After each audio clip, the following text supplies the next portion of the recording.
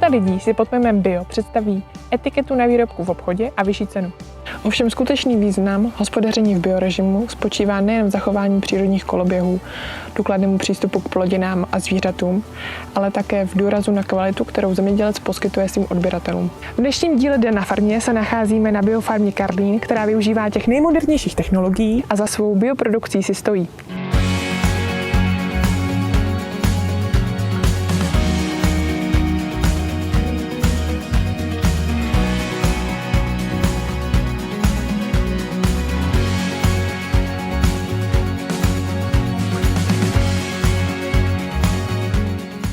Pane Hradecký, jaká byla vaše cesta na biofarmu? Moje cesta na biofarmu byla tenkrát asi 10 let.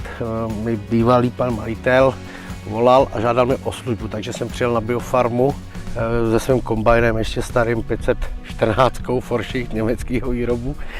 A tak jsem tam začal, po žních jsem dostal nabídku práce a od té doby jsem tady jako zůstal takový hlavní traktorista a teď v podstatě to tady vedu. Naše hlavní myšlenka, nebo v podstatě ta se táhne dlouhou dobu, bylo to opravdu dělat trošku jinak, než každý zemědělec tady ve okolí dělal, takže bez postřiků prostě dát tomu jinou kulturu.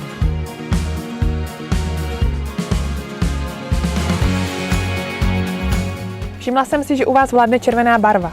Jakou techniku jste si pořídili jako první?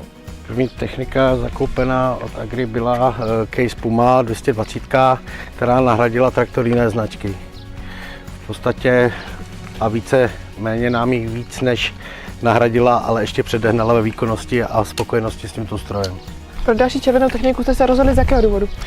Pro další červenou techniku jsme se rozhodli z důvodu toho, že nám Case zaštiťuje jak ten servis, tak ten komfort, který my potřebujeme a který my jsme vyžadovali už dlouhodobě a jiné značky nám ho nebyly schopny splnit. Co bylo nejzásadnější při výběru pícnínářské linky?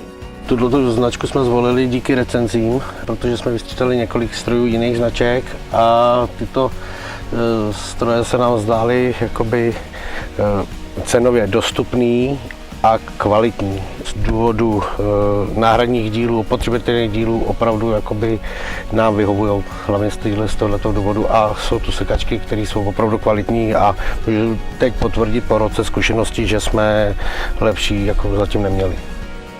Pro kolik hektarů ročně tuto kombinaci využíváte?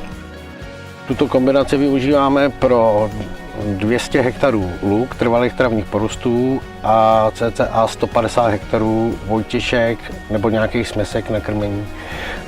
Vojtěšky sklízíme až 3krát ročně, takže sekačky u nás nasekají opravdu, nebo tato kombinace celkově nadělá kolem 800 hektarů ročně.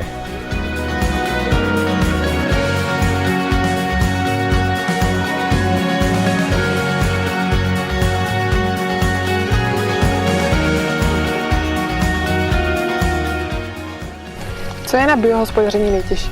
Na biohospodaření nejtěžší. V podstatě je to součást zemědělství jako takového celkového, ale nejtěžší pro nás je asi založení porostu a hlavně uchování kvality toho, co my obděláváme. Nepoužíváme postřiky, nepoužíváme hnojení, takže hnojíme vlastním hnojem. To je jediné, co té zemi my můžeme dát. Nám záleží hlavně na počasí, aby to obilí dostávalo všechno, co může. Víc asi k tomu nemám co říct. Všimla jsem si, že nejsilnější traktor u vás na farmě má 300 koní. Co všechno tento traktor zajišťuje? Optima jsme pořizovali z důvodu toho, že jednak jsme potřebovali traktor, který nám bude tahat nejen těžké stroje, ale aby byl náhradou, po případě variantou při našich sklizních, byť senáží, tráv a toho, aby se dal jakoby kombinovat s těma menšíma strojema, takže proto jsme volili tuto variantu nejen do těžké práce, ale i do té pícňářiny. Pro biorežim je důležitá také kvalitní sklizeň. Pan Hradecký má k tomu hned 2 nové pomocníky, a to pásové lišty a speciální drtič slámy. S lištou McDon pojedeme teď druhým rokem. Někdy předtím jsme měli normální Vario lišty a po zkušebním roce loňském, který jsme opravdu teda tu tu lištomek použili, tak tam díky její flexibilitě v podstatě v těch porostech a bioporostech, které jako nám nenarostou nebo nejsou tak veliký, tak nám už jenom ten pás té lišty sebere veškerý materiál. To nám Vario lišta nikdy neudělala. Prostě nerovnosti, všechno bere, prostě spokojenost. Jako, s lepší lištou jsem zatím jakoby nesekal a je prostě parádní, tak asi. Na každé správné farmě nesmí chybět skot. Kolik kousků tady máte? Na biofarmě teď v tuhletu chvíli chováme nějakých 160 zvířat, z toho 90 kusů dospělých, zbytek jsou jalovice nějakých do 2 let, nějaký menší do roka a nějaký, jako co tady vidíme, jsou vysloveně telata, které jsou narozeny v roce 2021, zbytek jsou bíci, některý na výkrm a to je tak všechno. Slyšela jsem, že vedle červené techniky máte na farmě také dalšího šampiona. Ano, to je pravda, jedná se o zvířecího šampiona. Tady máme Argona, čistokrevného sementála, který v roce 2015 na výstavě v Brně vyhrál cenu za nejlepšího plemenného býka.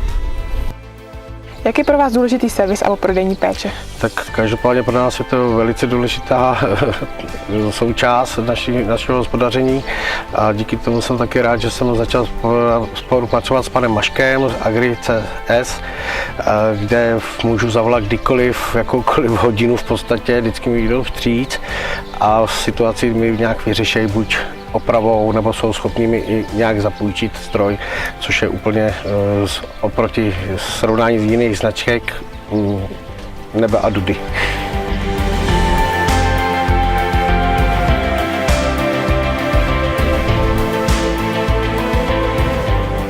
Hospodaření v biorežimu není pro každého.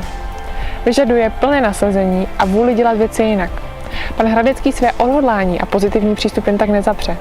Tak se nechejte inspirovat a vidíme se příště na další farmě. Ahoj!